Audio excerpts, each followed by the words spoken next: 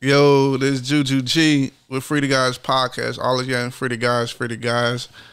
This episode, I got a very special guest, a legend, whatever you want to call it, like someone solid, like 10 toes, all that shit. Like, can you introduce yourself? Yes, the one and only Loca D. And it's crazy, cause I seen when she first got out. And the moment I seen it, I'm like, man, I gotta have her on my podcast and shit. Like, but it's crazy to think about it because I seen the gangland, you know, on the Maniacs in the joint, and that shit like kind of moved me. But I'm thinking like, when I was in the street, one of the folks, he tried to put me up on game and shit. Folks, you know, we in the street, it's real life war. Like, you know, people dying. Like, it's that. So folks just got shot in the back with a K, and he trying to have me chill inside, but it's war outside. So, like, yeah, you got put on the bench for a little bit, but I gotta help the guys outside and shit. You know what I'm saying, so even though folks, my dog Free Burns G, folks are trying to help me. He like, gee, they in Chicago, the gangland, the Maniacs, ooh, you know what I'm saying, like, and he was telling me about it. But to actually like go from that to her sitting right here, like, that's just crazy. But it's crazy because we going off what the people are telling us. I want to know, like, because we only going off what everybody knows from that point forward. Like, what led you up to that point? What led you up to, like, that point happening? Actually, growing up in the streets of Chicago, I was raised by a stepfather who was a drug lord and was over the Latin Kings. Yeah. And you stated in one of your interviews, like, Lord Gino called, like, for someone like me, for someone in the position of power in prison, to know that he called your stepdad, that's power. That's power in abundance. So I just like, that shocked me. Actually, I was supposed to be Lord Gino's goddaughter. Mm. He was supposed to be the one to baptize me. So that's how close my family was with the Latin Kings. Yeah. But growing up, I was actually being raised, I was being trained to be a female hit woman for the Latin Kings. Mm. Being a maniac was never in the picture. Yeah. When I was being trained, my stepfather, his gang members, the Latin Kings, they used to force me sexually, mentally, physically. It was just so much abuse surrounded, but they were making me angry, and I see that now. Yeah. They were making me a hatred person. They wanted me to hate everybody so that I can be a female hit woman for the Latin Kings. But I end up turning around and joining the Maniac Latin Disciples, and everything that the Latin Kings had taught me, I used against them. Yeah.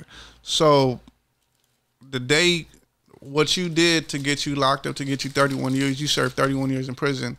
What forced you to do that? What made you think, like, actually go out and act to do whatever you did to get 31 years? Like, what happened? My best friend, Israel Torres, the Mudo, rest in peace, was murdered, cold-blooded, in my car. And how did you meet him? Like, he's from the neighborhood. The maniacs used to take turns taking him to school because he didn't like driving the yellow school bus. He was embarrassed. So we all would take turns, and he was my age, but the maniacs didn't even know I was that age.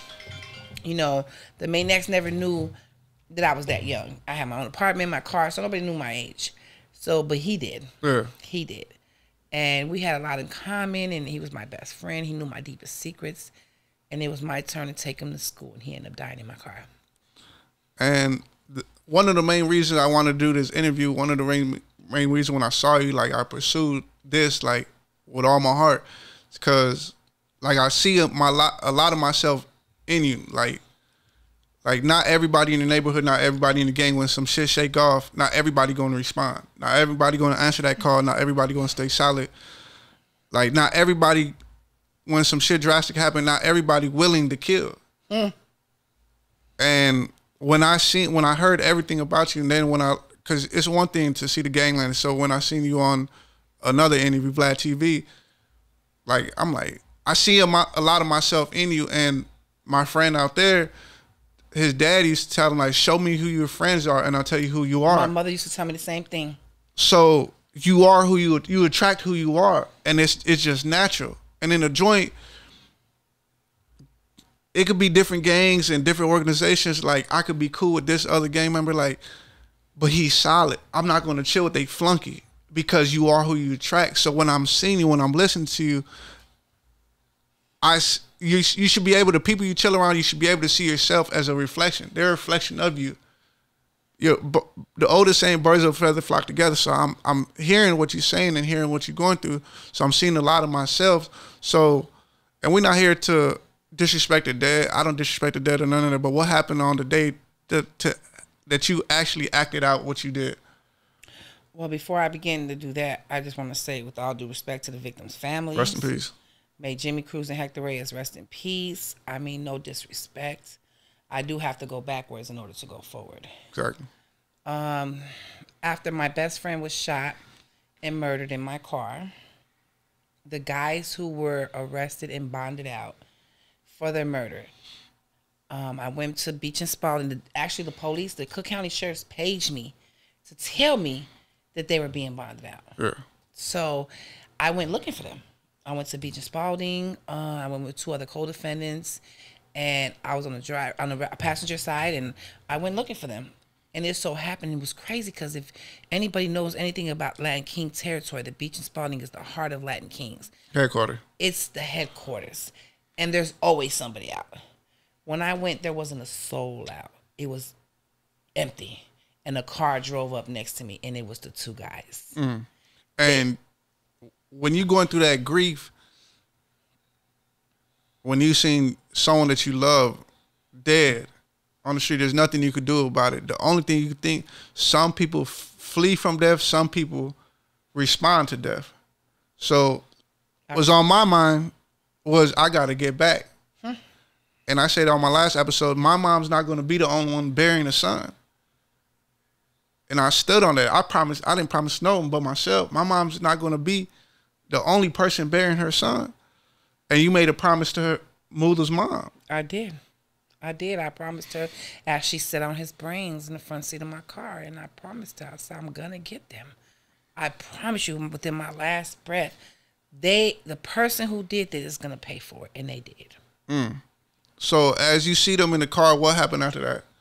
Well, actually, one of the guys in the passenger, which was Hector Reyes, he kept saying, "Oh, that's Loca D.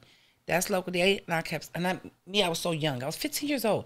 And I was so young, and I kept saying, "Yeah, y'all heard the rumor. Now meet the legend, Loca D in the flesh. Yeah, that'd be me. Y'all," like Prince Fernie said, "Beware, because Loca D will always be there." And Jimmy Cruz was the driver. Now, mind you, not even, I think it was 2 days prior from the murder case, I was just eating at his mom's house for Mother's Day. And to see him, and he was just like, I was like, look, I don't want no trouble. The Latin Kings were aware from Lord Gino, nobody was supposed to touch me. Yeah. If I was with a family member. If I came by myself, then everything's up to good. You know what I'm saying? So that night I was by myself. I wasn't with a family member. So, but Jimmy saw Toothy in the back seat, Madeline Mendoza, and he started flirting with her. So he invited us to the park. A lot of news people saying that we lured them into the park. No. Yeah, it was the other way around. It was the other way around. They invited us to the park. We followed them to the park. And when we got there, Jimmy was talking with Toothy. He was trying to fuck Toothy. And Hector kept saying, you bad? You think you bad? Follow me to the motherfucking bathroom, bitch. You ain't all that. And I'm like, bro, you just don't know. Talking shit. Talking a whole bunch of shit out there. And I kept looking at him like, bro, you just don't know who the fuck you talking to. Yeah. What's on my mind? Yeah. So then he gonna turn around and tell Jimmy, man, don't forget the pencil. And I tapped on my gun. I was like, cause I ain't forgot my pencil. Yeah. So when I tapped on my gun, he looked, and I followed him to the bathroom. We went into the women's bathroom, but the whole scenario changed once we got in there. It wasn't no more talking shit, calling me bitches and telling me I ain't shit and I ain't nobody scared of me. When we got in there, he wanted pussy. Yeah. Pulled out a whole dick, everything. Oh, you scared of some dick? And he wanted the fuck. Yeah. So I'm like, bro, what's all this shit you was talking out there? He wasn't trying to hear none of that. He wanted some pussy. Yeah. So when he realized I wasn't giving up no pussy, that's when he was like, "What you mad because I killed your boy?" When he said that was over. Yeah, it's over. It was over to begin with. It was really over to begin with. But now you done. But now he just made it. You know what I'm saying? He just made it quicker, way quicker. So when soon as he said that, I guess he halfway turned and I had blew his brains out. He died with his dick in his hand. So then Jimmy outside, he must have thought in his head. Now I'm assuming this, but I'm really believing it. He must have thought in his head that I was the one that was shot in there, cause they heard the gunshot. You know what I'm saying? So when I came out the bathroom, his eyes had got so big. Yeah, he knew what was up. He knew right then and there his boy was dead. Yeah. So he reached for his gun, and my co-defendant, Madeline Mendoza, was standing next to him. So I knew he was gonna kill her. I knew it. Yeah. So my other co-defendant, Madeline Malero, which is Muñeca, she was between the bathroom and she was between the sidewalk. So this the bathroom, this the sidewalk, and Muñeca was right there. So I'm telling her, like, bro, I gave you a gun. Shoot that nigga. Yeah. Like, you're closer to him than me. Pop him. She froze. So when she froze, I took off running. And as I was running, I popped. And when I popped one time, it went straight in his head. And all I could think about was, bro, that's what y'all taught me. Yeah. Y'all taught me this. Because what kind of child would know to aim like that? Yeah. And it goes straight into their hand and kill them instantly. I ain't got to shoot a bunch of times or nothing. One bullet. So after all that, like you stated in previous interviews, like I didn't think nothing because this was normal. It was. And it is normal. Like, so once you see that repeatedly, like, but this is what I set out to do. So once you do it, it's like, okay, like I got the job. It's not no thinking about it or regret or anything like that. This is what I came to do. I'm not gonna sit here and lie to you. Growing up at the time of the murders, I was 15 years old. 2 weeks before my 16th birthday, I did not give a fuck. Yeah. It was no type of remorse. I did what I said I was going to do. I accomplished what the fuck I said I was going to accomplish. I went to the funeral the next day of the Mudo. Yeah. I walked into the funeral with a whole bunch of the maniacs. We was tailed up, suited up, waiting, because we just knew Latin Kings were going to come shoot the funeral, but they never did. And I walked up to his mother. I put a rose on his casket, gave him a kiss, and let him know that I did it. And I turned around, and I looked at his mother, and I gave her a dozen of roses, and I told her, I did it. And she cried. Do you think she felt better about it, or how do you think she felt? Well, I found out. Or what she tell you? When I gave her the flowers and I told her I did it, she was like, thank you. Yeah. You know, and she hugged me and she cried and she kissed me. And I just told her I was sorry. You know what I'm saying?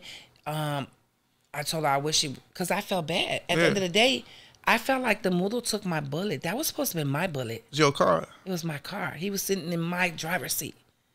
That was supposed to have been my head blown out, not him. So it's that survivor's guilt. Yeah. Like, it shouldn't have been me. Yeah. It shouldn't have been him who died. It should have been me. You know what I'm saying? So when I told her that, she was happy at the time. But I found out years later that she was fighting cancer at the same time my mother was fighting cancer. And her and my mother were doing chemotherapy together. And this happened like maybe 15 years, 14 years after I committed my murders. And she kept telling my mother, like, you look so familiar. And my mother was like, she was like, I used to live over in Humble Park. She was like, yeah, my daughter used to be a man. When they got talking, she was like, oh my God, Jacqueline Montaner is your daughter. And she was like, yeah. She was like, and my mom was like, yeah, why? She was like, Israel Torres was my son. Damn. And my mother just started crying, like, that was her best friend. That's why she did this. Yeah. And his mother told my mom, no, she did it because of me. She told me she was gonna do it, and she was like, and I have to live with that for the rest of my life. So then she was thankful then, but then she thought about it like, of course, she not only lost her son, she lost her son's best friend. Yeah. Like 4 lives were lost that night. You know what I'm saying? Actually, more. 4, 5, 6 lives were lost that night. And that's one thing. Like, so the next day y'all go to the funeral or whatever, and afterwards, you know, what they call up there, or 12 police, they swoop upon you. What happened? They actually swooped up on us after the funeral. Yeah. I don't know why we didn't think that they were following us, because on the drive to the funeral, we're passing Armitage in California, which is Latin Kings neighborhood, and we're shooting at them. Yeah. And that also is the 14th District Police Station. And so police came, nobody followed us, nobody tried to stop us from shooting and shit. So when we got to the funeral, I had ordered everybody to come, one person, every other person to be with a gun, because I really believed that the Latin Kings were going to come shoot up the funeral. But they didn't. And that was surprising too. Yeah. So then on the way back to the neighborhood, when everybody got back to the neighborhood, I had promised my stepfather, I was like, I'm going to go to Puerto Rico, because the Latin Kings had called them. Yeah. They called them and told them, when I actually did it, a car pulled up after I shot and killed them. But they didn't know nothing about the guy in the bathroom. They just knew about the guy on the sidewalk. The one who was on the street. Yes. So he had called my stepfather and told my stepfather, your daughter just killed one of our boys. And my stepfather was like, look, I'll give you whatever you want. Just don't go get none of the guys. Don't call the police. Just let her go. So he had promised this guy a kilo of cocaine. So he went against what he's supposed to stand for as a Latin King. Yes. For some cocaine. For cocaine. Okay. Yes. So when they pulled up on you, like, what did you think? Did you know, like, they coming for me? Actually, Muñeca was in the corner. I was giving away my guns and was like, I'm going to Puerto Rico. You know what I'm saying? I got to leave. I got to lay low. So, but Muñeca, I was shaking up with everybody. I remember shaking up with everybody. And I remember Muñeca waving at me like, damn, folks, you ain't finna say bye to me. So I was like, nah, folks, I'm going to come say bye. So I had walked up to her. And the minute we went to shake up, the police had came through. And I'm like, what the fuck? Like, bitch, you set me up? You know what I'm saying? That's the first thing came to my mind. Like, oh, you set me up? And she was like, no. She was like, don't worry. I think it's about, we had jumped on some pregnant Latin queens. So I was like, oh, okay, that ain't shit. I could take a little fall for that. Even though I didn't do it. Y'all didn't give a fuck. You know what I'm saying? So, but when the police came so broom rushed, the first thing that came out of my mouth was, I'm 15 years old. I'm a juvenile. Don't touch me. And the whole neighborhood got quiet. Ain't no way. The whole fucking neighborhood. Ain't no way. Man, they was looking at me like, it's a girl. And they kept looking around, and my cousin had to step out the crowd and was like, she 15 years old. Don't touch her. And I was like, my birthday, May 29, 1976. I'm 15. So they didn't even handcuff me. They handcuffed Muñeca. And they put us in the car. Now, the whole time, Muñeca's telling me, like, bro, there's nothing. It's about that motherfucking, we jumped on some Latin queens. It was nothing. So I was like, oh, okay, cool. I could sit it out. So when I hear the radio, the police is asking the people on the radio, is this them? I'm like, who the fuck? Somebody's pointing us out. You know, so you know when them little kids be on the bike, riding the bike around the neighborhood, want to be folks and shit. So peeping out the scene. Yeah, peeping out the scene. So I'm steady yelling out the window like, bro, somebody pointing us out. Somebody pointing us out. So the little boy took his bike and was riding around and found the marked car. And it was Yvette Rodriguez, who was fucking with my prince. My prince had life in prison. He's still in prison. And his girlfriend, Yvette Rodriguez, got caught with a kilo of cocaine by the same police that had just recently arrested her. And she made a deal with them and was like, you let me go and I'll tell you who killed the guys in the park. So she pointed us out. Only way they knew was because my other two co-defendants were bragging to her. What happened? About what happened. So when they came, it was like, oh, Yvette's telling. Me and my co-defendant Manlero were the only ones that got arrested because Mendoza was able to get away because she wasn't able to identify her or point her out. So they took us to the scene of the crime. That's when I realized it wasn't about no battle. Yeah, it ain't got nothing to do with it. Right, because the detective turned around and asked me, which one of you bitches want to come shoot me in the back of the head while I'm trying to take a piss? I was like, bitch, I didn't play that bitch word back then. Bitch, give it to me, I'll do it. You know what I'm saying? And I want handcuffed. And then they took me to Beach, and they took both of us to Beach and Spalding. Headquarters, Latin Kings. The headquarters of Latin Kings, beat the horn, and the whole car was surrounded. There was a gun. And it ain't like how it is now. You go to a block that someone claims is dead. It's 50, 100 of that gang out there. Yeah, for sure. And they turned around and they beeped the horn, and they was telling me like, they was saying, yeah, that's that bitch that killed them. That's the bitch. I was like, what? Who the fuck are you, bitch? Like, I'm still, now the kid in me came out. You know what I'm saying? So the police was like, if y'all signed the statements and say that y'all killed them, we won't let you out right here. But if you don't, we're gonna let you out right here. They gonna kill you. They gonna kill me. So we they gonna let them kill you. Yeah. So we was like, okay, we'll sign a statement, and so we did.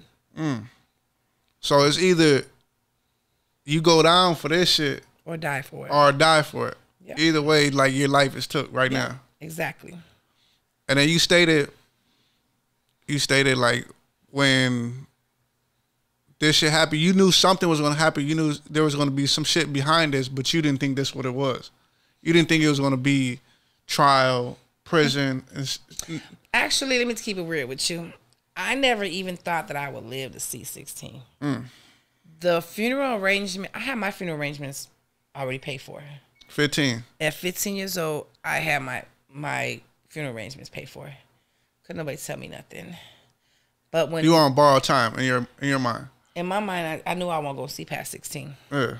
So when the Mudo passed away, I gave my funeral arrangements to his mom. And I told her, I was like, you might have to change it up because mine has me being in the casket buried with my forks up. You know what I'm saying? So you might have to change shit up. You know what I'm saying? But I gave her my funeral arrangements. But I just didn't think to have real. When you have your mind set on one thing and then something totally opposite happens, it's a culture shock. It takes you for a surprise. So now, because I know what it is to go to trial, I know what it is to fight the system, I know what it is for cops to be lying on you, because they get on the stand and give these fake testimonies. So what was that like? Thinking you were going to die, like you cool with that, but now this other shit happened. And you don't got no control over it. That's when you in that system, you have no control over it. You got to pay a lawyer or a PD, and they got to do the best they could do to fight for your life. True. So how was that? Actually, I had got so used to being in prison with life that had became my home. Yeah. I had got friends there, cousins, brothers, sisters, prison mothers, prison wives. You know what I'm saying? I have met so many people, and a lot of them were positive and real as fuck. You know what I'm saying? You meet some real motherfuckers behind the bars. But I got institutionalized. That was my home. So when the law, after my mom passed away in 2008, I honestly believe my mom passed away so that she can go to heaven and beg for my release. Because a year after my mom was released, she'll be the one fighting for you. Yes. A year after my mom had passed away, Northwestern Law School came into my life. And they fought and fought and fought for my freedom. So when you got sentenced, what they sentenced you to? My original sentence was 2 life sentences. Then my re-sentence was 63 years at 50%. I have to do 31 and a half.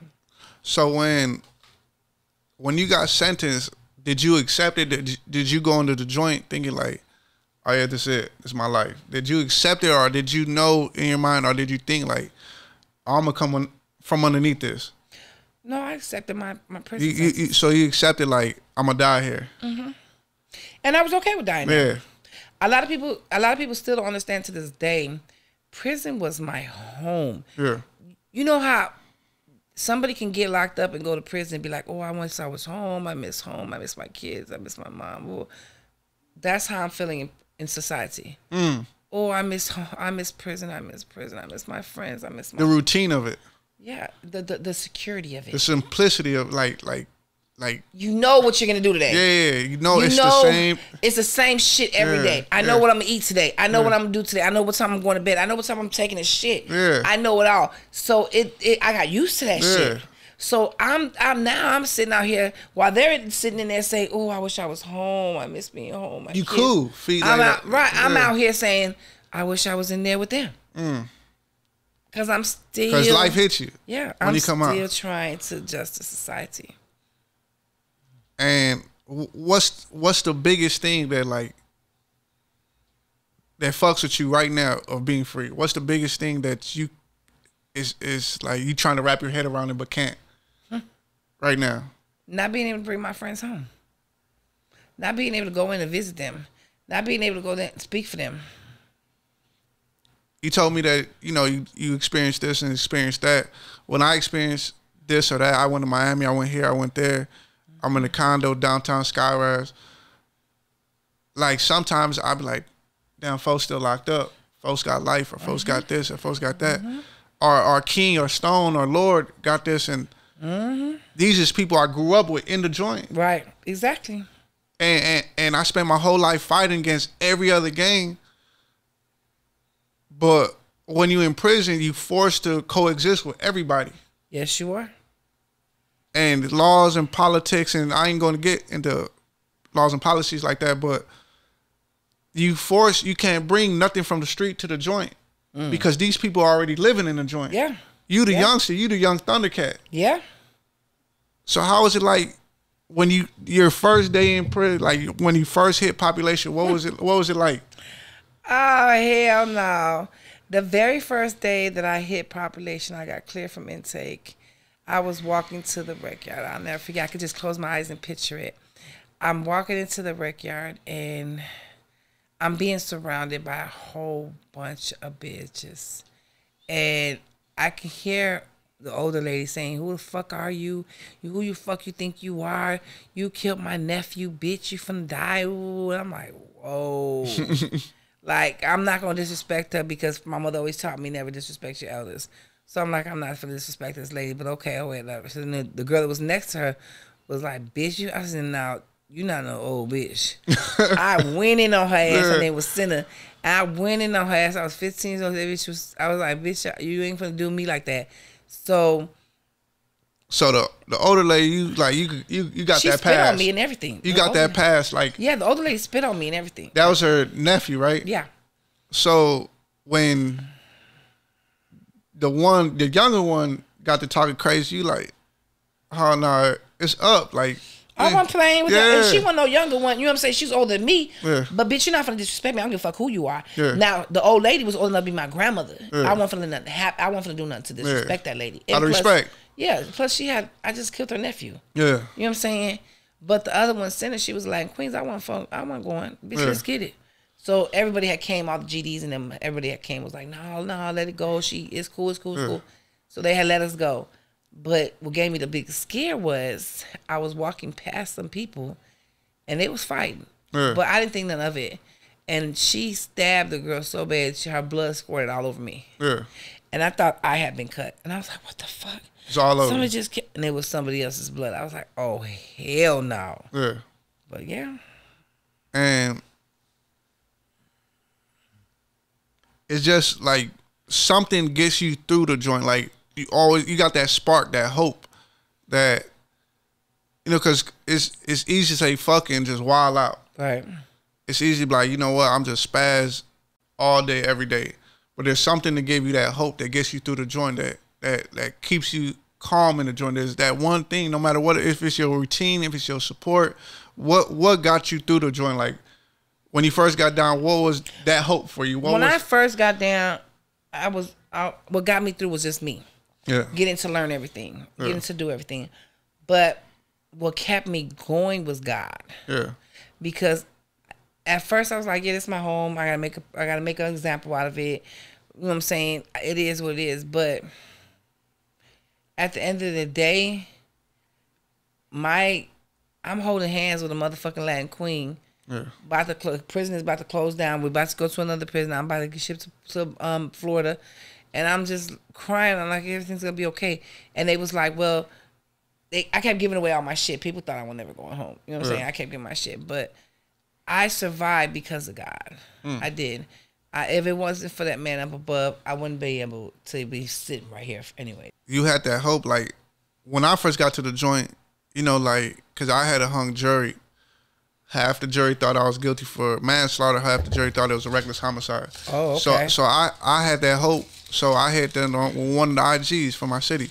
So I go down there, and I'm like, yeah, G. I'm like, I'm gonna get the appeal. I'm gonna get the modification. I'm gonna do this. I'm gonna do that. We on the yard. And him being solid, him already being a figure of, you know, multiple stabbings, assault on COs, exit charges, all that. He just know how to be solid. Right. So he like, hey, G, like I'm gonna tell you like this. I'm like, what's up? He like, get all that shit out your head. You You got time. Do that time. Because then you're going to be thinking like, oh, I'm going home this year. I'm going home that year. Get comfortable. He pointed to everybody in front of me. He said, you see all them? They got time. You got a bit. There's a difference. You in here. You're going to see people grow up. You're going to see people die. They going home soon. Yeah.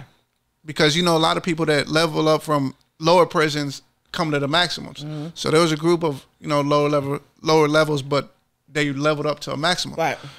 So he tells me, so when someone laces you up like that, you can either reject it or you could accept it. Yeah, you can accept it wholeheartedly. And I accepted it. I accepted, you know what? My family, my friends, everybody, I love them. But that they're out there. I'm in here. Yeah. Yeah. So that's how I dealt. And my bit was smooth. My bit, not saying riots and all that. I was cool with all that because this is what I knew already. Yeah. I already knew war. I already knew death. I already knew violence. So this shit was nothing to me as far as, but the mental part, when he told me that, I had to accept it. I had to accept not going home for a long time. And I was cool. Once I accepted that, this is the crib. This is the crib. And someone's like, when I'm going back to the cell, I'm like, man, we at the rec building. I'm like, man, I'm about to go to the crib. Yeah. They like, man, G, you tripping? This ain't your crib. This where they send mail to. Yep. This where my mail go to. This where like you could locate me. This ain't your crib. Because you get to go home next year. This my crib. And when I accepted that, I'm like, you know, but towards the end, and I really feel like the amount of time I did, if I would have got out 10 years, 9 years, 8 years, I wouldn't have been no different. Because I would have got out 20-something. I wasn't young. I would have got out 20-something, 27, 28, 10 years. And I would have got out full of myself. I would have got out. So God make everything happen in his own time. Yes, he does. He made me long enough to be sick of this shit, but then not that long where I still got some of my youth. He gave me an opportunity to shine out in the street, and Jesus, yes. So I didn't get out on revenge or he's still living, I need to get him or this and that because it's easy. I could easily think of like he needs to go. He needs to go. He needs to go. Like, and like I told you, like when you made a promise to my best friend's brother, I made a promise to myself. But I had a list. All these people gotta go. And when I was in prison, you know, for years and years, I'm like, okay, there's still a couple people out there. There's still a couple people out there. And bro's gone. And I like I told you on the ride here, after all my retaliations, after everything I did, after the blood I shed, after all that, like I would bring him back. I would think, but he's still gone. Yeah, he's still gone. He ain't nothing to bring my brother back. All the shit I do, my brother's still gone. I got 10 siblings, only one brother, same mom, same dad. A lot of people say their mom is everything, or their dad, or this the closest I know to is a everything. So to take my everything away, everybody got to pay. Yeah. Everybody got to pay. So God left me in there long enough where I'm like, I can let that shit go. I can let that shit go. You know, people lost their lives, or long enough where I could be mature enough to be like, I can respect the dead. I ain't gonna tarnish nobody's name. I ain't gonna. And I rode past. I rode past the scene of the crime. What I did, and I could see everything vividly.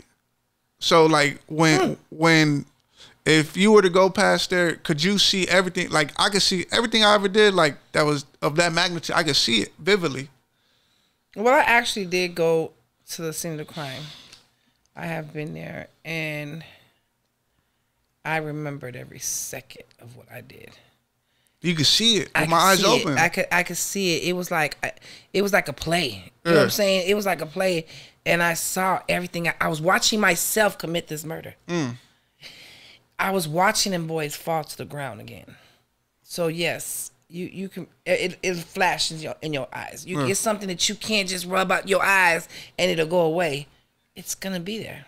And everybody who like did this or did that, it affects everybody differently. So like some people wake up with cold sweats and some people would like, but me personally is like people would haunt me. Like I would be asleep. I'd have literally been in the cell, literally. Like someone had told me a story where, you know, he killed somebody and he woke up and he's laying in his bed. And he said, dude looked at him, got up, went out the room, slammed the door, the picture from his wall fell, broke the mirror, broke the glass in the picture. He kept it to this day. Damn. So he's like, so me personally, like they would haunt me when I go to sleep when I'm most vulnerable. And I done had, in my dream, they grab me. And I wake up and my shirt's wrinkled. Shrinkled up, yeah, yeah. Like they grab me, pull me, and I wake up to getting yanked. Right. And I look at my shirt, and my shirt is wrinkled up. So, but God left me in there longer than that. I used to have so much hate. I used to have so much, because everybody got to get it. Everybody, like, Mutha went. Gotta pay. Yeah, Mutha went. So it wouldn't be right if someone walks and Mutha's gone. It wouldn't be so right if Jav's gone. Javier's gone. They got to be gone too. So, and I done been in it long enough where I could let that go, where all that weight is lifted off of me. I have it. No? I have it. I still live with it every day, every second, I can't let go of what I did. Anytime I close my eyes, I can see me doing it. Every time I go to sleep, I tell them, like, I ask for forgiveness every day now. Yeah. A lot of people be like, oh, you know, she want to be remorseful now because she in prison. I'm out of prison, been out of prison for 2 years, and I'm still remorseful. You know what I'm saying? I still tell God and I don't care. I let everybody know. I'm fucked up, bro. Yeah. Like, I wish it was me instead of them. Like, me personally, like, even though, like, that shit lifted, and it wasn't, like, one day or, like, years, it just, that shit affected me so bad where I had to pray to get this off of me. Because I physically felt it wasn't just a mental thing. I physically felt this weight on me that I was carrying. So one day, just out of nowhere, I noticed, like, I don't feel like this no more. And there have been situations where I've been in the street and react how I used to react, like someone put my name, accused me of a crime, and my first reaction, I'm out on federal house arrest. And I done called bro out there, hey bro, check it out. He's like, what's up? Slide. I slid on old girl.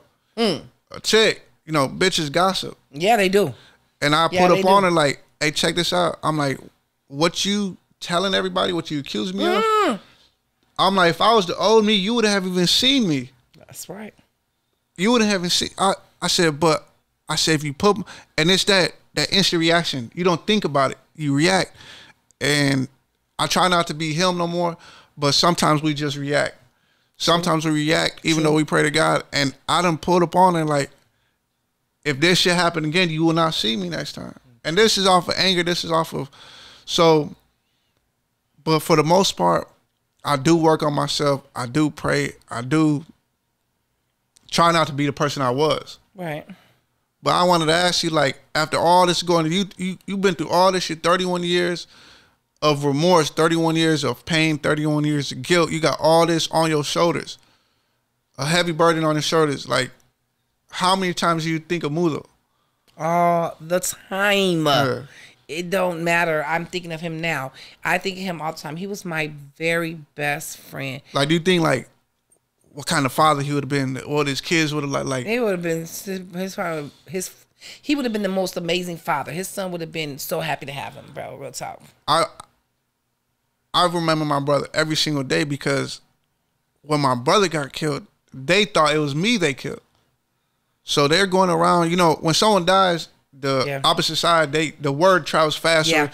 Oh, we killed Juju, we killed Juju, we killed Juju. So they thinking that it's me. So I had to call my mom I had to call my mom and be like, and my mom, the person who I was forced to be in the street, she doesn't like it. Right. So she can't accept but this is who I'm forced to be. It's either I let people roll over on me or I do the rolling. That's right. So her thinking that it's only one way, I'm thinking it's two ways. Two ways. It's either this or it's that. Yeah. And I'd rather it be y'all than me. Yeah. So I think about my brother every day. Every day I got him on my forearm. So I see him at work. I see him when I take a shower. I see his name. And like me personally, after everything I did, after the retaliation, after all this shit, after causing other people harm, other moms' funerals, I don't feel no better because I'd rather have him here than have these accolades under my belt. Yeah, me too.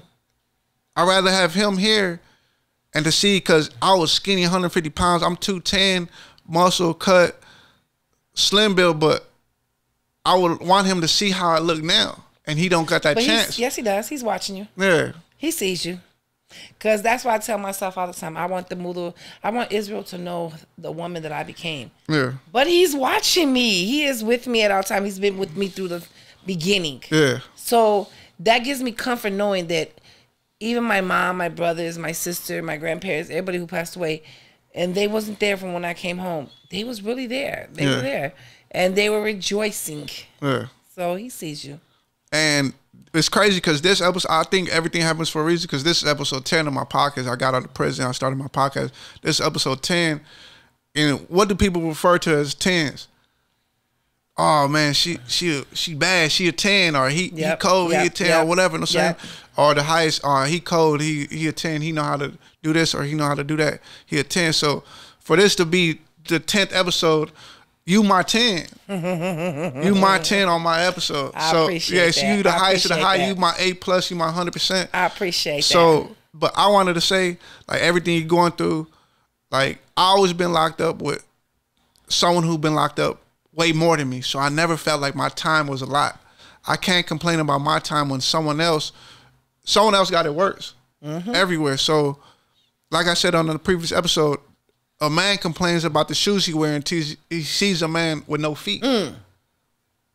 So, like, I could talk about this 14 years. You sitting here with 31. Yeah. When Northwestern Law contacted you, you said in 2008, 2009, I was getting locked up. How long were you down? I was already down 16 years. 16 years. I'm fresh on my bit. I'm fighting the case. I got to go try. I got to do all that. So, with that saying, I'm saying this. I don't yell Fr39DaGuyz to say, hey, let's get out of prison. Yeah, that's my goal. That's my goal, to get people out of prison. That's my goal, to change how people think. But free is a state of mind. Right. Free ain't just physical. Because there's those people with life. I keep saying that those people with life that's content with it. Like, you know what? This is where I'm at. I'm accepted. This is my home. This is my home. So people out here are trapped into one way of thinking. Yep. So I yell Fr39DaGuyz to free freedom any type of way, physically, spiritually, mentally. And I just want to tell you, you can't be great without a great story. You don't know no one great with a lame ass story. You could look at any walk of life. You could look at Michael Jordan. Michael Jordan, he didn't even make his high school basketball team. He the greatest player of all time. And you got one of the greatest stories I ever heard in my life. So you going to be one of the greatest people ever. You walk on this earth. So you can look at any way of life. You can't be great without a great story. And you got one of the greatest stories. Thank you. So I just want to shout out again, GoFundMe. SpotFundMe. Jackie Montanez. She got a good cause. What's your cause? Future for Tomorrow's Youth. My goal is to open up a building to do a dog grooming, dog training for the youth. I would prefer the youth to come to me and learn how to do basic training and grooming than go on the streets and killing other people and selling drugs and robbing people. So that's my goal. So I have a SpotFundMe. You can go on spotfundme.com. That's SPOTFUND.com. Punch in my name, Jacqueline Montanez, or you can punch in Future for Tomorrow's Youth and I'll pop up. donate anything. Anything is grateful. Yeah. I look at it like this: we have all these people. Anything's a blessing. Anything's a blessing. It's for the kids. It's not for me. Yeah. You know what I'm saying? But I look at it like this: people go out and smoke weed every day. People want to buy drinks. Donate $50 to the kids. And like I say, the reason why I'm doing that, I'd rather you win in any type of way than to do your life in prison or to be stretching that street. Because anyone seen a body stretching the street, that shit stick with you for the rest of your life, bro. So I just I'm always yelling, free the guys, free the guys, free the guys. You see it on my backgrounds, free the guys, free the guys, free the guys. Free Tito, folks got 6 life sentences. Free Black, I left Black, I told you about Black. Folks got a little bit of time left. Free Burns, free LA, free Big Jew. You got anyone? Definitely. Free the ladies in Dwight, Angel Lee, Ebony Burnside. You know, I got to give them Smiley. I have to give out my shots to my girls. Free the girls. You know, let's represent free the girls, free the real. Free the girls, free the real. You know, we still have a lot of girls down there in penitentiary. Patricia Johnson. You know what I'm saying? We got a lot of people. Millie. You know, I still have a lot of girls. TG, my cousin Marcy, free Marcy. So definitely know that I haven't given up on you guys, and I ain't forgot. And don't give up on yourselves. Don't, because if it happened for me, it'll happen for you. Like I said on my first episode, some people get that time and they accept that. Nah, that's on you to get yourself out. Yep. You can pray to God, but you got to put that work in. Yep. Definitely. Free the guys, free the girls, free the real, free Local ID, the legend. In the house. That was nice. I liked that. Yeah. I like this.